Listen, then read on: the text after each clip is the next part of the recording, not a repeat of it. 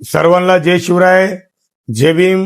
आज आपण विठ्ठल कांगणे सर हे शाहू फुले आंबेडकर यांच्या विचारावर चालणारे यांची इंस्टाग्रामवर आयडी आहे. ती आयडी इथल्या गृहमंत्री देवेंद्र फडणवीस यांनी त्यांची सोशल मीडियावर इंस्टाग्रामवर जी आयडी होती ती सस्पेंड करण्यात आलेली आहे. काय म्हणून विठ्ठल कांगणे सरांची आयडी का सस्पेंड केली? कारण विठ्ठल कांगणे सरांनी अशोक खरात याच्यावर व्हिडिओ काढला आणि त्यांची सत्य बांधू ही समाजापर्यंत पोहोचवली, इथल्या नागरिकांपर्यंत पोहोचवली, महाराष्ट्रातल्या तमाम लोकांपर्यंत पोहोचवली. काय चांगली कामगिरी केली का या घरातनी? या घरातनी त्यांच्या ऑफिसमध्ये असंख्य स्त्रियाबरोबर त्या टबलावर बसून संभोग करायचा.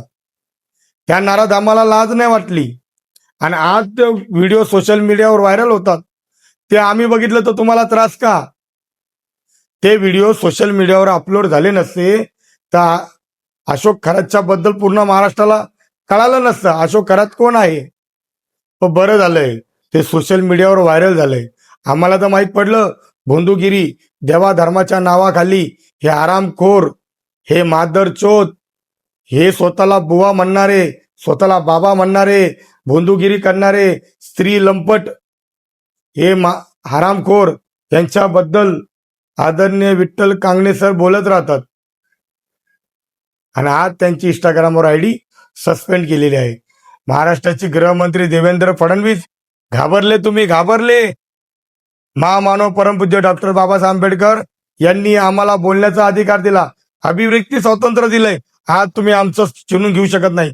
एकीकडे तुम्ही सोशल मीडिया, काही इन्फ्लुएन्सर, काही जो इंस्टाग्रामवर व्हिडिओ काढतात त्यांचा आवाज दाबण्याचा प्रयत्न करता. मीडिया तुम्ही विकत घेतलेला आहे आणि आज आम्ही सोशल मीडियावर बिनधास्तपणे बोलतो तर म्हणून तुम्ही आमचा आवाज दाबण्याचे प्रयत्न करता. तुमचा जाहीर निषेध असो. आणि विठ्ठल कांगणे सर, हा आंबेडकर समाज सदैव तुमच्या सोबत आहे, घाबरू नका. एक आयडी गेली म्हणून काय झाली, दुसरी आयडी सुरू करू आपण, परत जोमाने लागो.